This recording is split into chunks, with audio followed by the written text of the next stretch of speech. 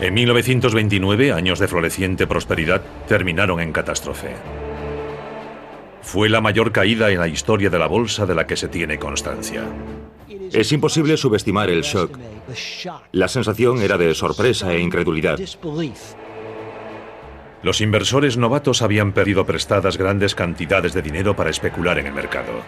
El mercado reventó bruscamente y mucha gente fue arrastrada con él. Fue muy doloroso. Después, miles de bancos quebraron. Millones de personas lo perdieron todo. La pobreza te rodeaba por todas partes.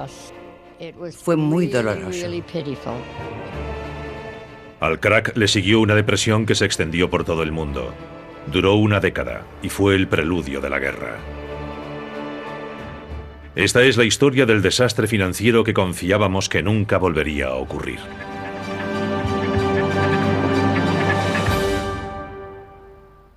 El gran crack.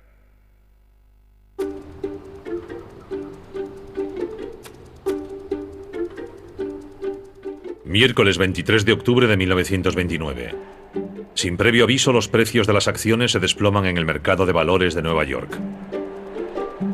Los inversores están aturdidos. Durante los últimos 5 años el mercado no ha hecho más que subir. En el espacio de una hora se vende una increíble cifra de 2,5 millones de acciones. Al día siguiente continúa la espiral descendente. Cuando empezó a llegar gente a negociar con sus acciones el 24 de octubre, se notaba la sensación de que tal vez había cambiado algo, de que había algo diferente. De repente no había solo compradores. La gente estaba deseando vender, pero no había compradores para las acciones y los precios empezaron a caer. Aquella mañana se produjeron caídas bruscas y calamitosas en la bolsa. Los valores cayeron de repente 10, 20, 30 puntos de golpe. Dicen que hubo gritos y llantos en el parqué de la bolsa de Nueva York. La gente estaba sorprendida por lo que estaba pasando y aterrorizada.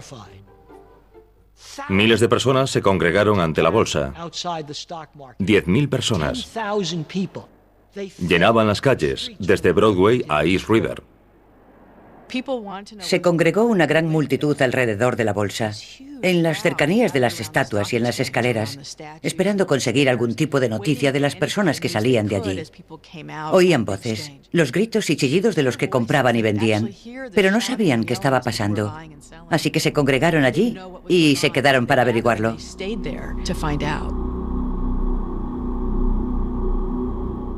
Muy pocas de las miles de personas que esperaban se dieron cuenta de la magnitud del desastre que estaba a punto de producirse. Tampoco se imaginaban que en los 5 días siguientes una catástrofe financiera arrasaría los cimientos de la prosperidad de los Estados Unidos. Pero para comprender por qué se produjo el crack, debemos retroceder una década, a una época en la que la confianza estadounidense era tan grande que parecía que los buenos tiempos durarían para siempre.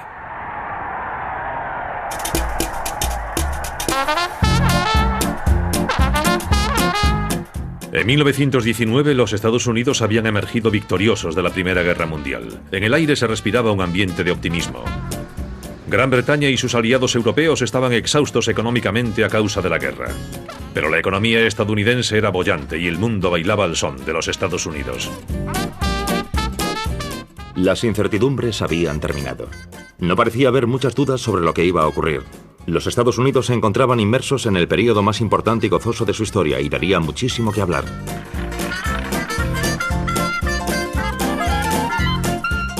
En los años 20, la vida cotidiana estaba cambiando.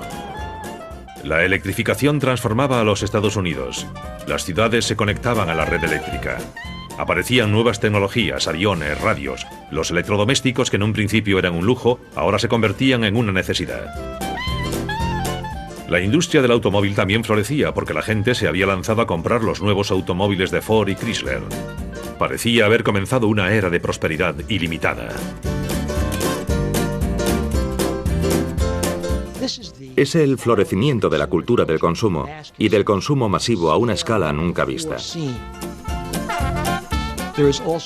Se generaliza además la venta a plazos, para animar a la sociedad a comprar bienes de consumo y hacerlo a crédito. Este tipo de créditos para el consumo fue otra innovación de los años 20. Por primera vez el concepto compre ahora, pague después llegaba al gran público. Hay una especie de cultura lúdica que se desarrolla paralela a este consumismo y que se resume en la creencia en la gratificación inmediata, en la preocupación por el ahora, en no preocuparse por el futuro, en vivir el momento. Surgió una ideología nueva. Estábamos en una nueva era económica y todos los estadounidenses que se preciaban tenían derecho a ser ricos.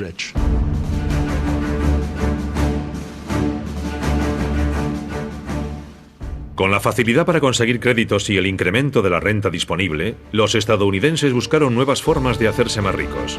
Desde la Primera Guerra Mundial, el gobierno de los Estados Unidos había vendido bonos, los conocidos como bonos libertad, para pagar la guerra. Era una forma de conseguir dinero prestado de los ciudadanos que a cambio recibían el pago de intereses sobre el valor del bono. Famosos como Charlie Chaplin o Douglas Fairbanks habían sido reclutados para promocionarlos en grandes campañas. Los bonos libertad hicieron que mucha gente invirtiera en valores por primera vez. Por primera vez en sus vidas cobraban intereses cada 6 meses. Y los valores eran algo que podía seguir en los mercados. Cogían el periódico y veían a cuánto estaba su bono cada día. Los bonos libertad crearon una cultura de la inversión. La mayoría de la gente nunca había comprado valores y estos bonos consiguieron que la gente normal se acostumbrara a hacerlo. Pero hubo un grupo de personas que pensó que podría aprovechar esta nueva cultura de la inversión. Los banqueros de Wall Street. Durante años, Wall Street, el centro de las finanzas estadounidenses, había estado formado por un pequeño grupo elitista de banqueros que hacía negocios entre sí en una sociedad cerrada al público. Pero un hombre vio la oportunidad que cambiaría el mundo de las finanzas. Charles Mitchell, presidente del National City Bank, descubrió un segmento lucrativo en el mercado.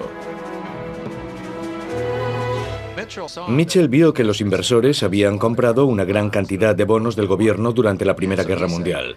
Y se dijo, ahora que tenemos un público inversor, lo único que tenemos que hacer es sacar al mercado otros productos como bonos corporativos, acciones y decirle a la gente que son inversiones respetables. Mitchell era un vendedor nato, con una gran ambición. Si la gente era receptiva a la idea de comprar bonos para reunir capital para el gobierno, seguro que podrían tentarla a comprar acciones y valores para reunir capital para las compañías privadas que participaban en la bolsa de Nueva York. Y ellos sacarían un buen beneficio durante el proceso. Poco a poco, personas que nunca habían soñado con invertir en bolsa empezaban a hacerlo. Y las acciones perdieron buena parte de su estigma. Históricamente, las acciones habían sido consideradas demasiado peligrosas para la gente corriente. Pero en los años 20 la sensación era que invertir en acciones, de hecho, no solo era seguro, sino también fiable y respetable.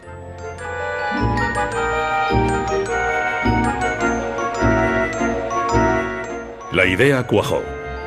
Y para aprovechar este nuevo y lucrativo mercado, Mitchell abrió agencias de corretaje por todo el país, donde las personas que tenían dinero, pero no conocimiento sobre inversiones, podrían especular en acciones y valores. Este frenesí especulador alcanzó a todo tipo de personas, no solo a profesionales. La gente normal también empezó a participar en un número sin precedentes por todo el país. No solo en Nueva York, sino en otras ciudades, en localidades pequeñas. Por todos los Estados Unidos, la gente estaba encantada con la bolsa. La tecnología lo hizo posible.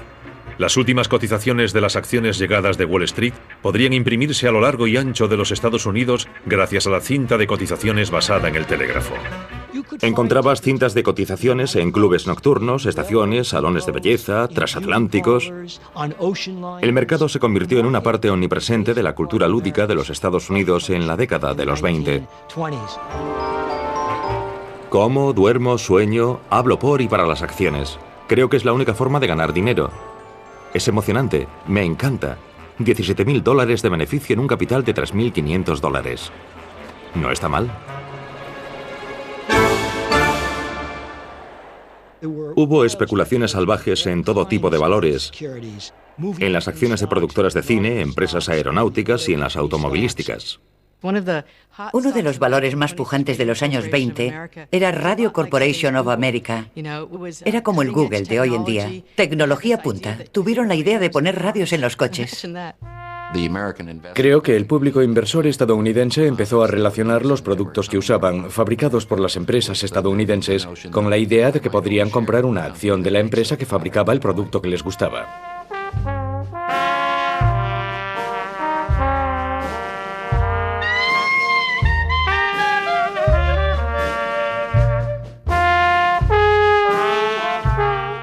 A mediados de los años 20, unos 3 millones de estadounidenses invertían en bolsa y Wall Street captaba la atención del público. Con historias de fortunas conseguidas de la noche a la mañana, la idea de un gran mercado alcista, donde parecía que las acciones solo subían, se había asentado. Todas las revistas populares, periódicos y emisoras de radio estaban fascinados por lo que ocurría en la bolsa. La gente seguía las actividades de famosos como Charlie Chaplin o Groucho Marx y se sentía fascinada por las acciones en las que especulaban. El joven actor cómico Groucho Marx invirtió todos sus ahorros en el mercado y estaba tan encantado con sus beneficios sobre el papel que convenció a sus hermanos para que también invirtieran. Menudo timo más sencillo. La RCA ha subido 7 puntos desde esta mañana. Acabo de ganar $7.000.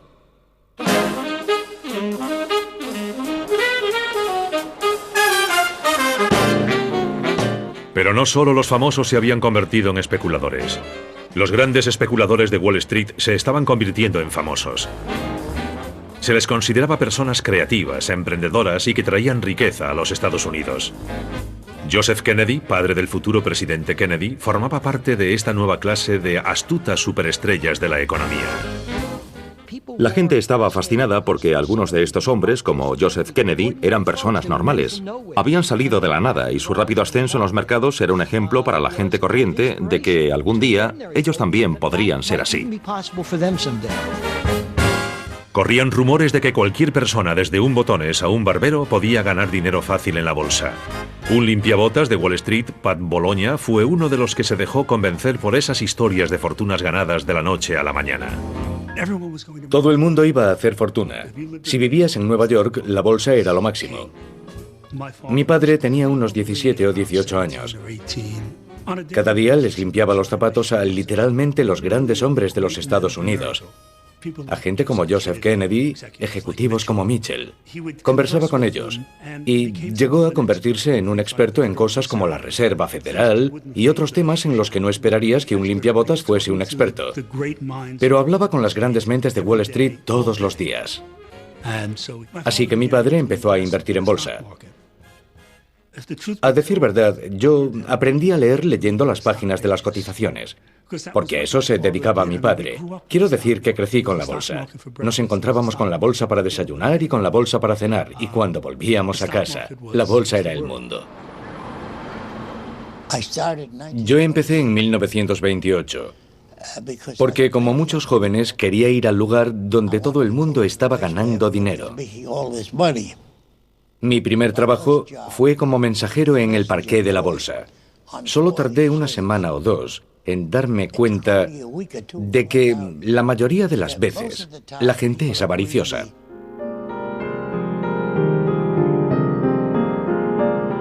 La gente tenía tanta fe en el mercado alcista que empezó a pedir dinero prestado para especular en acciones en alza. Esta forma de comprar acciones empezó a conocerse como compra de valores a crédito. El inversor solo tenía que poner una parte del dinero y su corredor aportaba el resto. La cultura del compre ahora, pague después se había extendido al mercado de valores. Comprar acciones a crédito significa que las consigues con dinero prestado. A finales de los años 20, el 90% del precio de compra de las acciones se paga con dinero prestado. No había reglas sobre cuánto dinero podías pedir prestado y la gente pedía sumas enormes para comprar acciones. Podías comprarlas por valor de $100 con solo 25. Los corredores de bolsa te prestaban los otros 75. Y si la bolsa subía, y a finales de los años 20 parecía que todo subía, esos $25 podían convertirse en una inversión que producía 200 o 300. Así que el préstamo de dinero para comprar en bolsa se convirtió en una parte muy importante de la economía estadounidense. De hecho, a finales de los años 20, casi 40 centavos de cada dólar que se prestaba eran para acciones. Esta enorme entrada de dinero prestado en el mercado de valores creó más demanda de acciones, lo que subió los precios. En 1928 el mercado subió casi un 50% en solo 12 meses. Y como la bolsa seguía subiendo, cada vez más inversores pedían dinero prestado para conseguir un trozo del pastel. Uno de ellos fue el limpiabotas Pat Bologna. Mi padre no tenía demasiado dinero en la bolsa. Me dijo que en aquella época tenía unos $6.000 en efectivo. Pero recuerdo que 6.000 en efectivo se traducían en muchas acciones, porque en aquella época solo tenías que poner un 10% del crédito. O sea que con 6.000 podías tener 60.000 en acciones.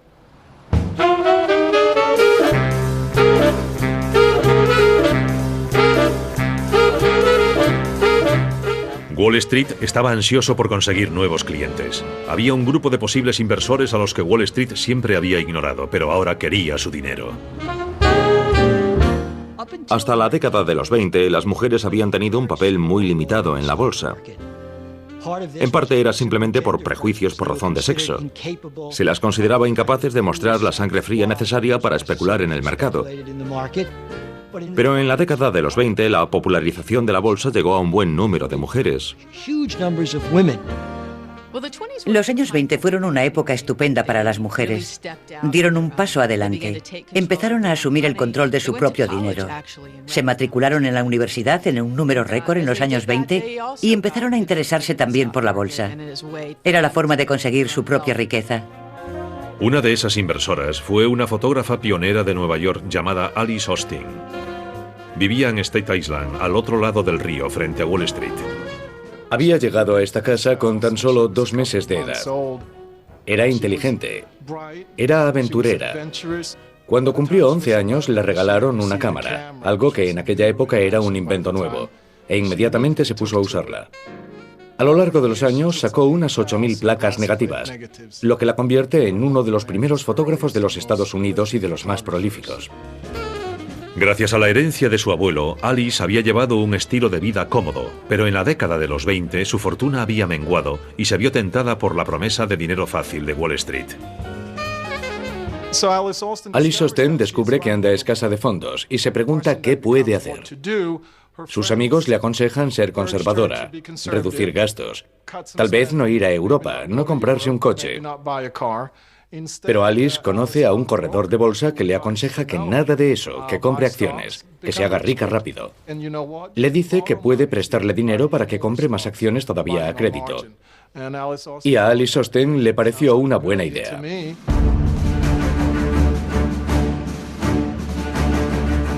Durante la subida de los mercados en la década de los 20, el Partido Republicano estuvo en el poder, detrás de la creciente prosperidad de los Estados Unidos. Calvin Coolidge llegó a la presidencia en 1923. Él también era inversor y guardó silencio sobre la locura especulativa que se había apoderado de Wall Street.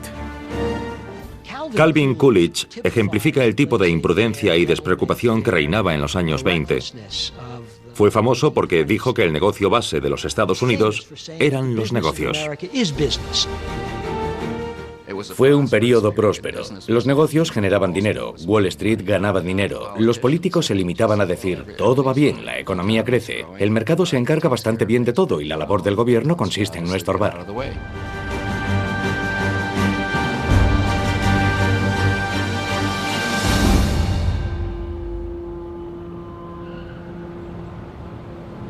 Durante la presidencia de Coolidge, el poder de Wall Street siguió creciendo sin control. Su administración tenía contactos estrechos con un grupo de élite de banqueros y financieros, el círculo íntimo de Wall Street. Su riqueza y contactos les otorgaban una inmensa influencia sobre la política económica del gobierno. Había sociedades pequeñas, privadas, elitistas. Eran como la realeza de Wall Street. Eran lugares muy discretos y misteriosos. Eran firmas pequeñas, con capital limitado, pero que ejercían un enorme poder.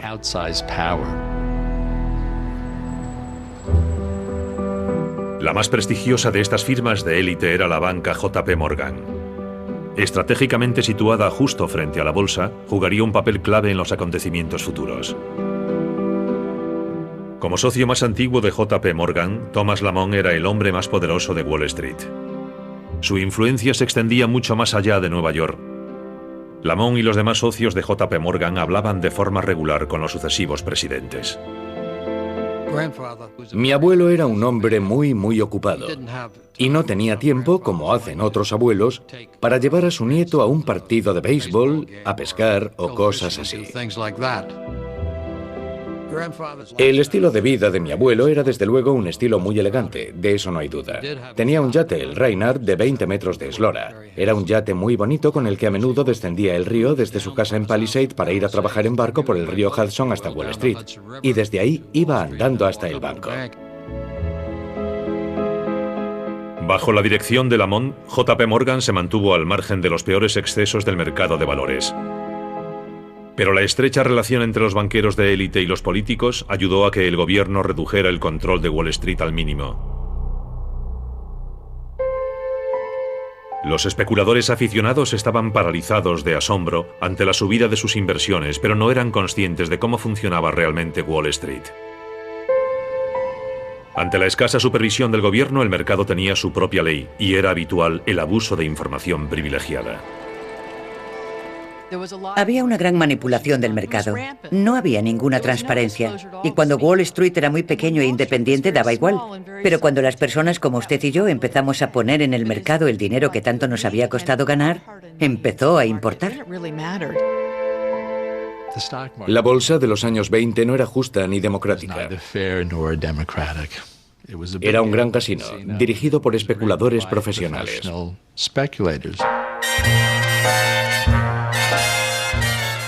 Los pequeños inversores apostaban los ahorros de toda una vida y no se daban cuenta de que las apuestas estaban en su contra. Hombres como Joseph Kennedy no hicieron fortuna simplemente escogiendo las mejores acciones.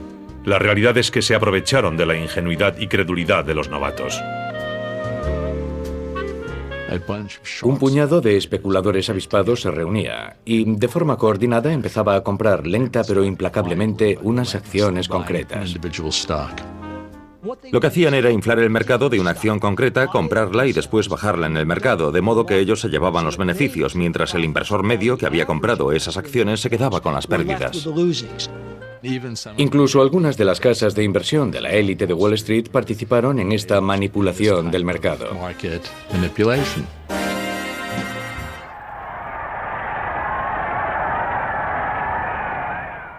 En marzo de 1929 tomaba posesión un nuevo presidente republicano, Herbert Hoover.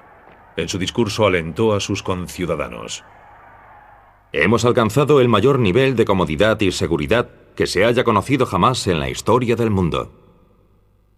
Pero en privado, su confianza era menor. Hoover es escéptico sobre lo que ocurre en Wall Street y en la economía en general. Pero no tiene el valor político para aplicar sus convicciones.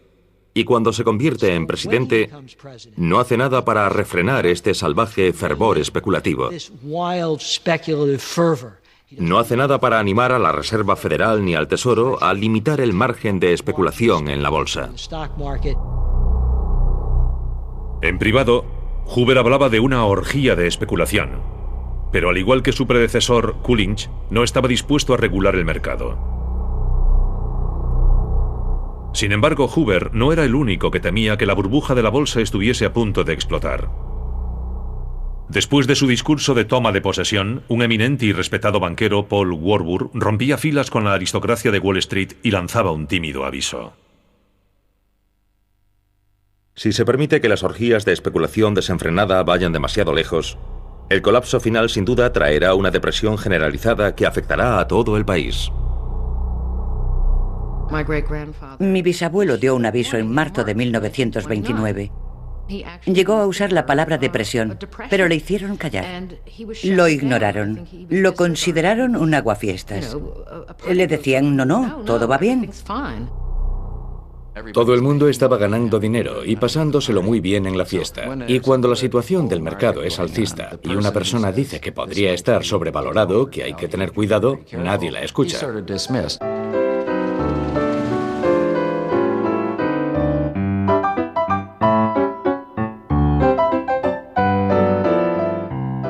Las predicciones de Warburg cayeron en oídos sordos y entre mayo y septiembre de 1929, 60 nuevas empresas se unieron a la Bolsa de Nueva York, añadiendo más de 100 millones de acciones al mercado y alimentando la burbuja inversora.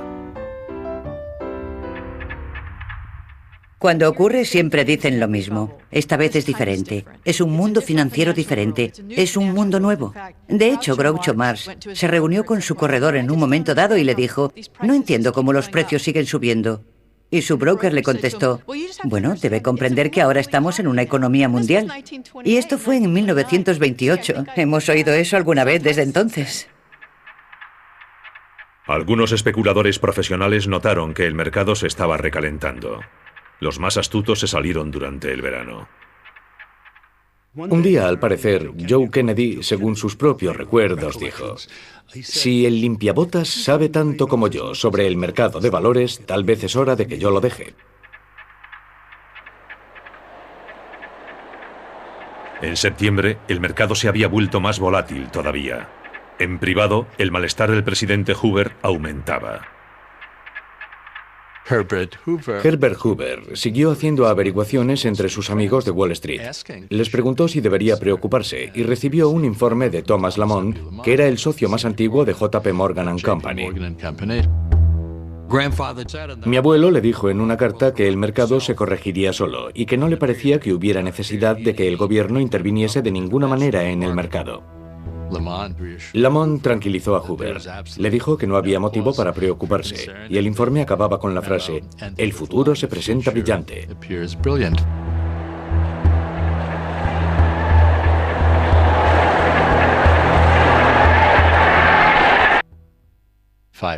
Cinco días después, la bolsa se desplomaba.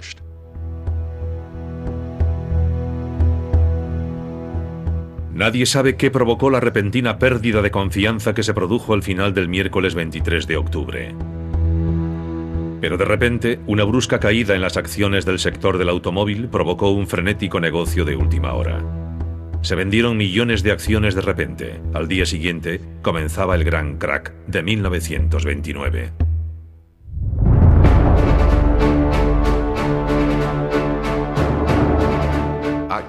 El 24 de octubre de 1929, el Jueves Negro, suele considerarse el comienzo del crack.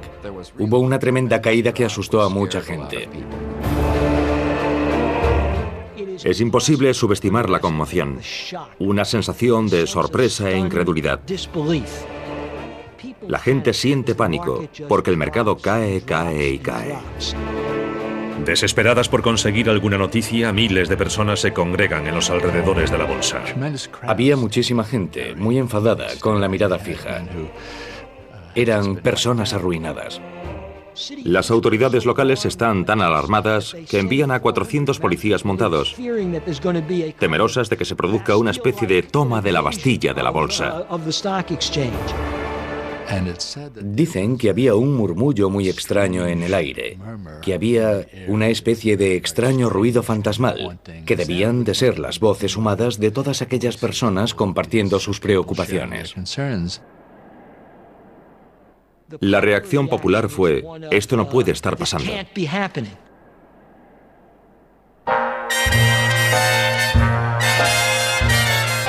Un visitante de Gran Bretaña estuvo también allí aquel día. Winston Churchill había invertido gran parte de su dinero en la bolsa estadounidense y había decidido hacer una visita.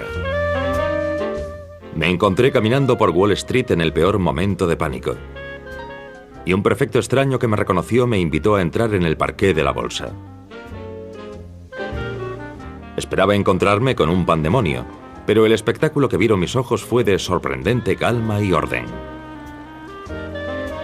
Los 1.200 miembros del mercado de valores iban caminando de un lado para otro, como en una película a cámara lenta de un hormiguero.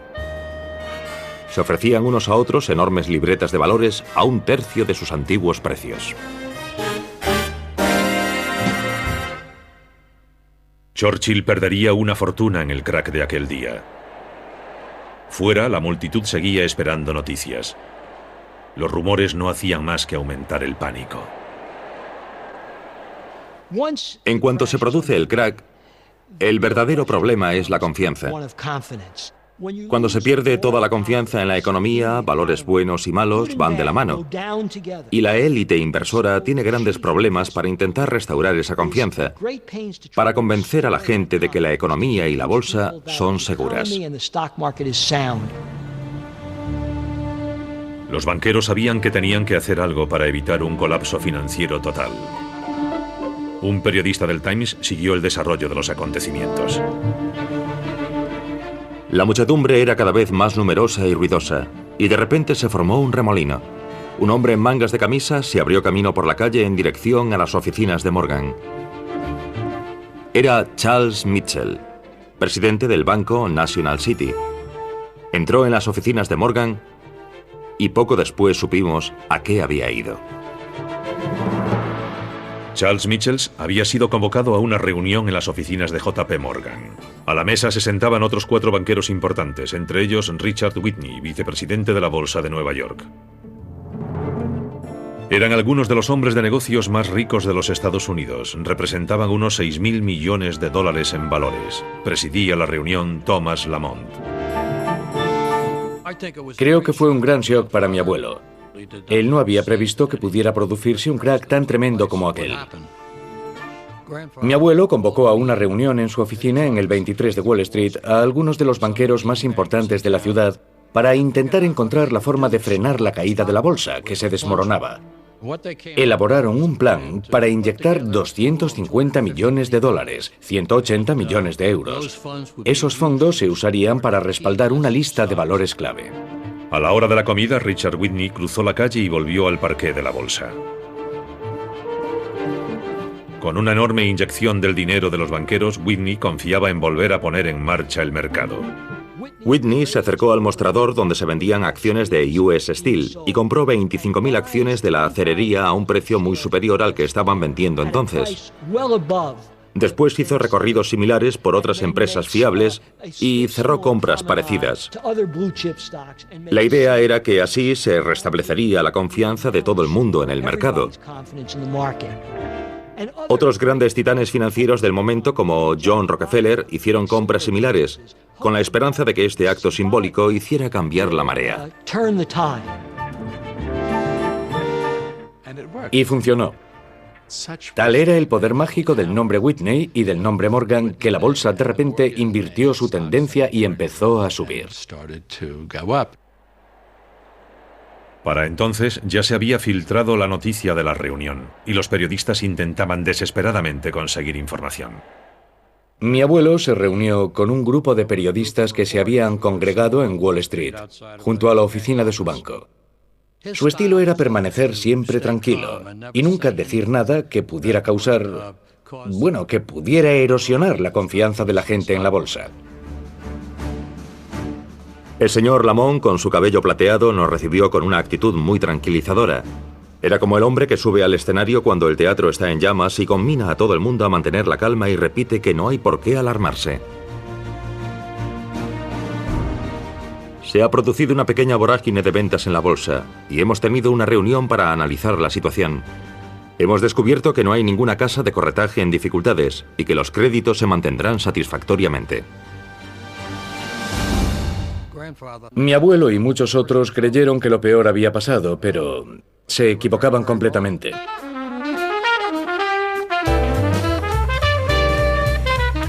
Durante el fin de semana pareció que la intervención de los banqueros había funcionado. Las transacciones del viernes y el sábado por la mañana fueron tranquilas y sin incidentes. El presidente Hoover también intentó calmar los nervios repitiendo un mantra que se ha usado en muchos otros desplomes de la bolsa desde entonces. La actividad fundamental del país, que es la producción y distribución de bienes, se apoya en una base sólida y próspera. Pero en las oficinas del distrito financiero reinaba el caos total. No olvidemos lo primitiva que era la tecnología entonces. Se hicieron tantas transacciones el 24 de octubre que las máquinas tardaron 4 horas en imprimirlas todas una vez que cerró la bolsa. La máquina, saturada de información, iba horas por detrás de las transacciones y resultaba completamente inútil. Durante toda la noche, las luces resplandecían en las ventanas de los rascacielos de oficinas, donde corredores a crédito y contables se enfrentaban a la desesperada tarea de intentar cerrar los negocios de un día antes de que comenzase el siguiente. Se desmayaban sobre sus mesas. Los agotados mensajeros caían exhaustos sobre los suelos de mármol de los bancos y se quedaban dormidos.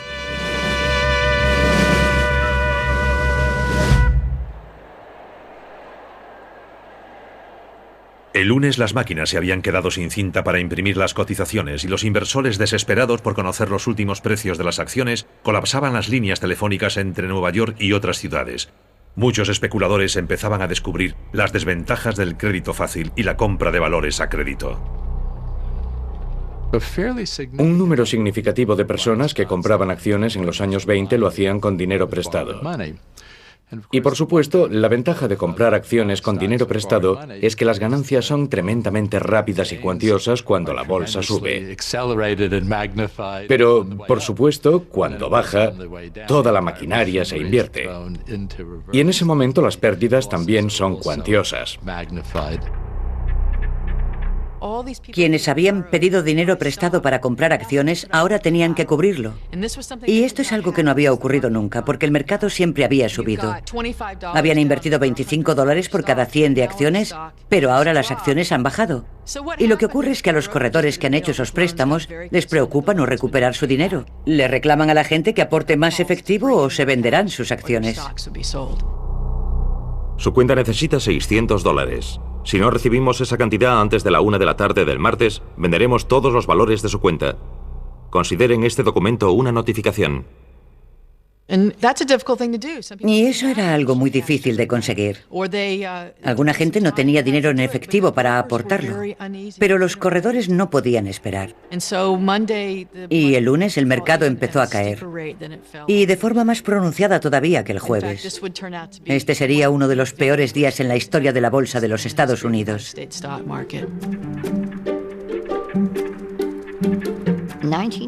En 1929, cuando se desplomó la bolsa, yo era una niña. Solo tenía 7 años.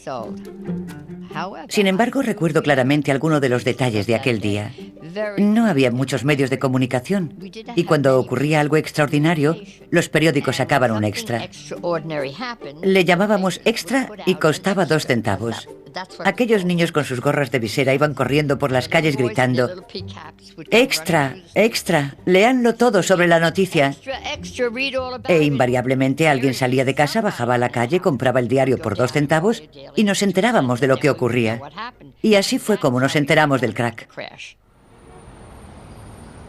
Aquellos días, Vera estaba con una amiga de la familia y llegó la noticia de que la tía de su amiga lo había perdido todo.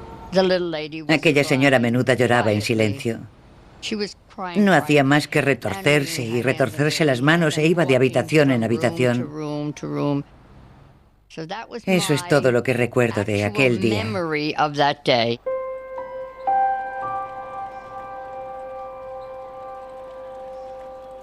El martes por la mañana, algunos de los nombres más famosos de la economía estadounidense vieron cómo se desplomaba el precio de sus acciones. US Steel, Radio, General Motors, acciones que habían sido símbolos de los años de prosperidad. El martes se produjeron tremendas oleadas de ventas sin fin. Esta vez las ventas eran tan numerosas y tan implacables que no hubo ninguna reunión a la hora de la comida en JP Morgan. Claramente, el volumen de las ventas superaba cualquier posibilidad de que los banqueros intentasen aplacar la tempestad.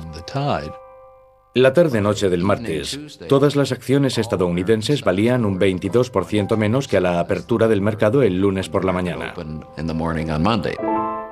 En 36 horas se había perdido el 22% del valor de la industria estadounidense. Hoover era el presidente. Él y Andrew Mellon, el secretario del Tesoro,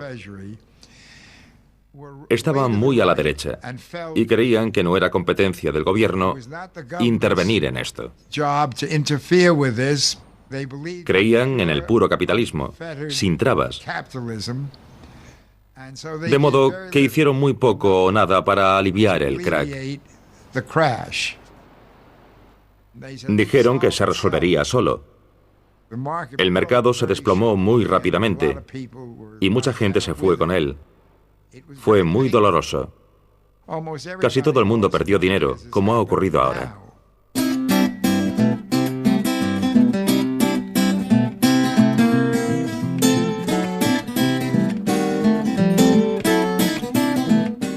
Se calcula que a la conclusión de estos 5 días de negocio, 25.000 millones de dólares de riqueza personal simplemente habían desaparecido. La bolsa sigue cayendo sin fin. Hay órdenes de venderlo todo. Calculo que me quedarán unos 500 si tengo suerte. Un humilde final a un beneficio potencial que no hace ni 4 meses rondaba los 100.000 dólares. Al menos me digo a mí mismo, lo he perdido todo en el mayor pánico de la historia. Yo tuve mucha suerte. Nunca me quedé sin trabajo. Me bajaron el sueldo. Afortunadamente, mis jefes eran gente muy rica. Cuando me lo dijeron, me preguntaron, ¿por qué sonríes? Y les contesté, creía que me iban a despedir. Quienes se lo podían permitir afrontaron sus pérdidas con humor negro. I am one of the lambs that Wall Street has shorn. When I was a little girl, a patron of art left me $1 million for my musical education. But I thought I couldn't live on the income from $1 million. So I asked all my rich friends for tips on the market. They gave them to me, and I lost my $1 million. Now the only thing I have left is this chinchilla coat of mine. From now on, my hands are off the ticker and on the piano keys. But if you're lucky enough to have $1 million, hold everything and don't play the market. Otro artista que había apostado y perdido fue Groucho Marx. Su especulación imprudente le costó todo lo que había ganado. El destino de la fotógrafa Alice Austin fue el típico de quienes se habían acercado al mercado sin darse cuenta de los riesgos. Básicamente lo perdió todo. Entre el 29 y el 30 su cuenta se queda a cero. Y eso es todo un shock para Alice Austin. Imagino que no se lo cree. Como mucha gente no se lo cree. Piensa que solo tiene que esperar un poco y que el mercado se recuperará. Y sigue viviendo como si fuera rica. Alice hipotecó su casa. No para pagar sus deudas, sino porque quería hacer otro viaje elegante por Europa. Mi padre lo perdió todo. Lo perdió todo, pero tenía 22 años, así que se lo tomó con filosofía. Cuando tienes 22 años no es tan dramático. La gente que lo rodeaba era gente mucho más establecida, de 50 a 60 años. Habían perdido los ahorros de toda una vida y sentían un pánico absoluto. No todo el mundo pudo asumir sus pérdidas. Aunque el número de suicidios se ha exagerado, a algunos les pareció la única salida. Sé que la gente ha leído historias sobre Wall Street, sobre gente que abrió las ventanas de su oficina y saltó. Eso ocurrió realmente, no es una leyenda urbana. Hubo gente que se suicidó. Personas que habían trabajado 30 y 40 años en Wall Street y habían amasado fortunas, en apenas unos días lo perdieron todo. Lo siento, no he podido devolver los 2 libros hasta ahora. Pero la situación en el distrito financiero nos ha tenido muy ocupados. Ayer una mujer saltó desde el tejado de nuestro edificio, 44 pisos. Pasó ante nuestra ventana, vi su cuerpo tendido en la calle y la imagen me pareció tan horrenda que me puse enfermo.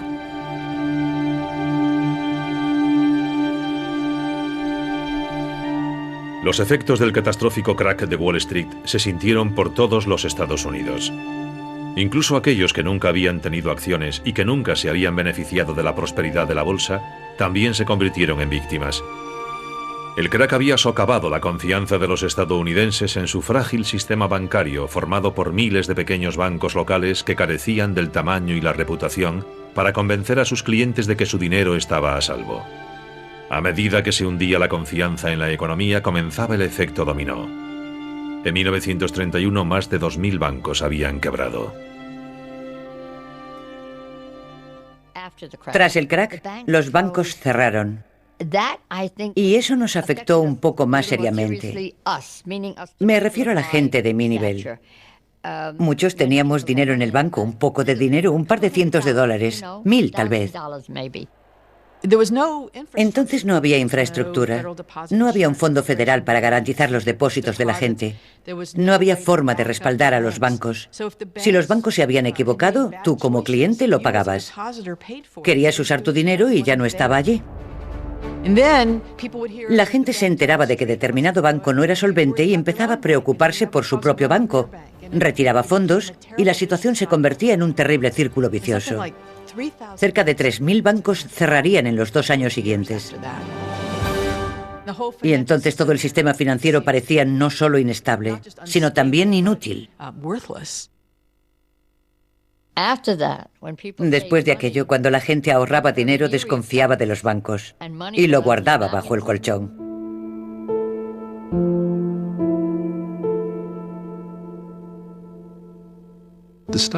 La caída de la bolsa en 1929 no generó la Gran Depresión, pero sí que inició una cadena de acontecimientos que culminarían en la Gran Depresión. Bueno, esto le sonará familiar, pero los bancos estaban prestando dinero a la bolsa. Las empresas estaban prestando dinero, los corredores estaban prestando dinero, y cuando los precios cayeron, todo ese dinero desapareció.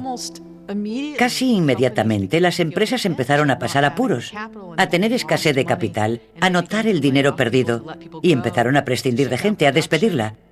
Se produjeron bancarrotas en masa, hubo una crisis de liquidez exactamente igual a la que tenemos hoy. Es decir, que todo tipo de negocios eran incapaces de conseguir préstamos para mantenerse a flote.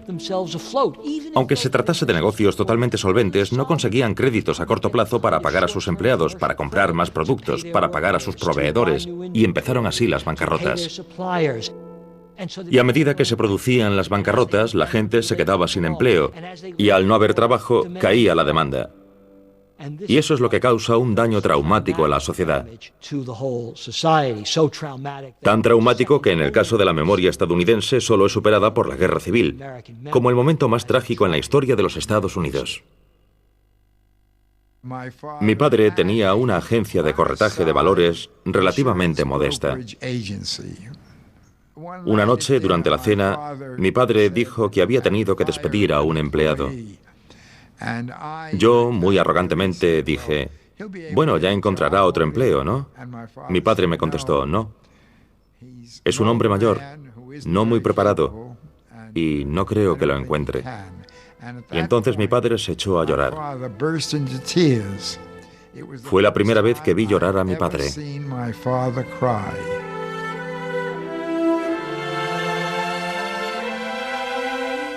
Se produjo un gran cambio en nuestras vidas y en la de las personas que nos rodeaban después del crack. Muchos de los padres de mis amigas perdieron su trabajo y no pudieron pagar el alquiler. Los desahuciaron. La pobreza nos rodeaba. La gente no tenía ropa. Iban con harapos, literalmente harapos. Se envolvían los pies en periódicos y cartones. Eran sus zapatos improvisados para caminar por la calle. Y si te acercabas a Central Park, veías aquella zona enorme, un estanque que había sido vaciado y que estaba lleno de casas hechas con cajas de cartón en las que la gente pasaba la noche. Le llamaban Hooverville porque así se llamaba nuestro presidente de entonces. Y, por supuesto, de todo el crack de la bolsa y de toda la pobreza se le culpaba a él. Era algo lastimoso.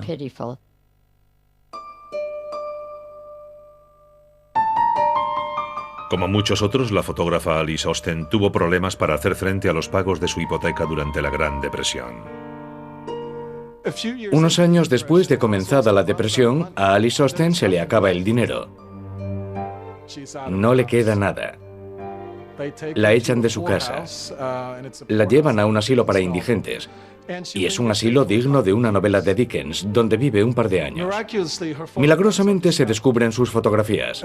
Vende unas cuantas a las revistas Time y Life y con eso consigue el dinero suficiente para abandonar aquel asilo y mudarse a una residencia de ancianos decente. En cierto sentido, sus fotografías acuden en su rescate, la sacan de la pobreza y le conceden 1 año o 2 de vida decente. Paul Warburg, que con tanta precisión había predicho el crack y la depresión, salvó al banco que dirigía del desastre, saliéndose de la bolsa a tiempo. Pero eso no le sirvió de gran consuelo. Mi bisabuelo probablemente nunca recuperó el equilibrio personal después del crack. Que le llamaran la Cassandra de Wall Street, creo que fue muy doloroso para él. Todos recordamos que Cassandra no solo veía el futuro, también estaba condenada a que la gente la ignorara.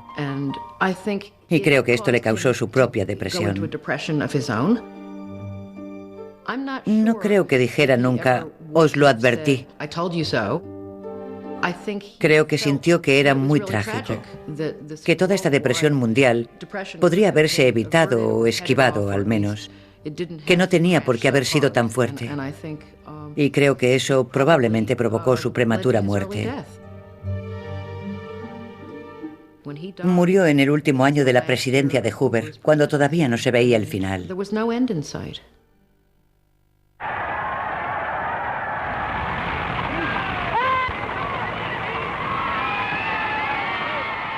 Pero en 1932, 12 años de gobierno republicano llegaban a su fin.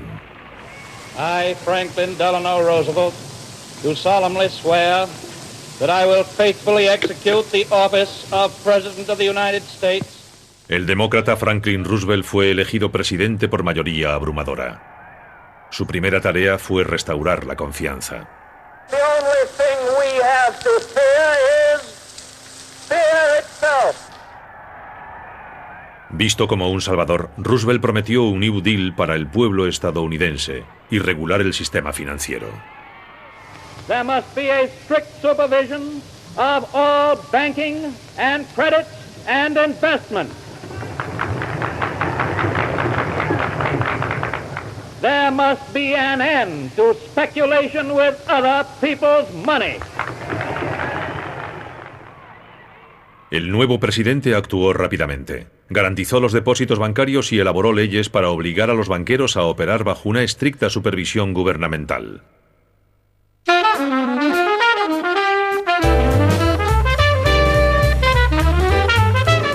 El Comité de Asuntos Económicos del Senado inició una investigación del crack. Se prolongaría durante más de 3 años y las 10.000 páginas de informe desacreditarían la reputación de Wall Street. El ambicioso abogado del comité, Ferdinand Pecora, retó a la élite bancaria a explicar su conducta. Llama a los banqueros a testificar y ¿qué descubre? Descubre que Charlie Mitchell del National City Corporation le había vendido acciones a su mujer para evadir impuestos. Richard Whitney, que tan valientemente había comprado acciones el Jueves Negro, había perdido su dinero y tomado prestado el de su hermano. Y cuando eso no le llegó, empezó a robarles a sus clientes. Acabó en la cárcel cumpliendo condena. El banco más prestigioso de los Estados Unidos, JP Morgan, tampoco quedó libre de culpa. La investigación descubrió pruebas de la existencia de una lista para ofrecer opciones preferentes sobre acciones a amigos de las altas esferas, entre ellos un expresidente. No estaban solo los socios de Morgan y los familiares de Morgan. Había también ejecutivos de empresas importantes e incluso algunos políticos. Calvin Coolidge figuraba en la lista de accionistas preferentes, por ejemplo. Y esa era una práctica que mucha gente pensaba que estaba mal. Ferdinand Pecora pronunció una gran frase. Dijo, fue el sorprendente descubrimiento de los bajos fondos en las altas esferas. Hoy podríamos decir lo mismo.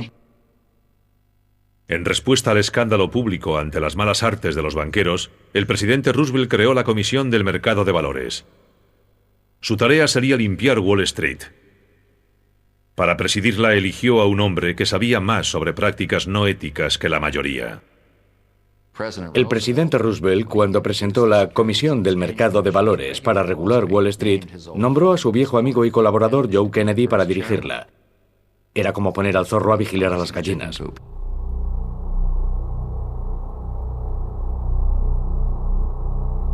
Aunque Roosevelt restauró la confianza en el sistema bancario, la Gran Depresión duraría hasta el estallido de la Segunda Guerra Mundial.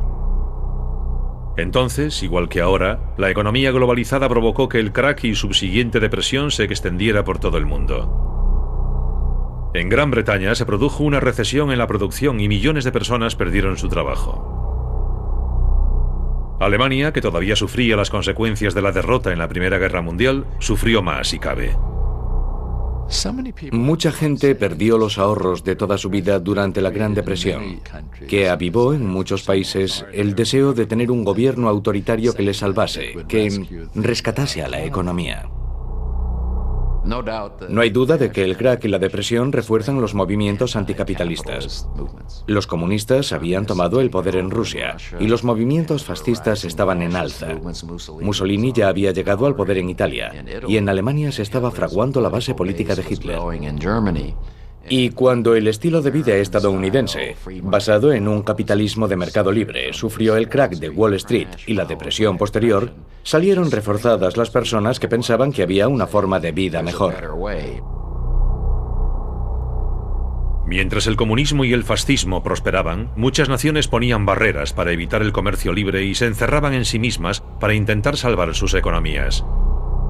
El nacionalismo económico llevó a las guerras comerciales y más tarde a la guerra.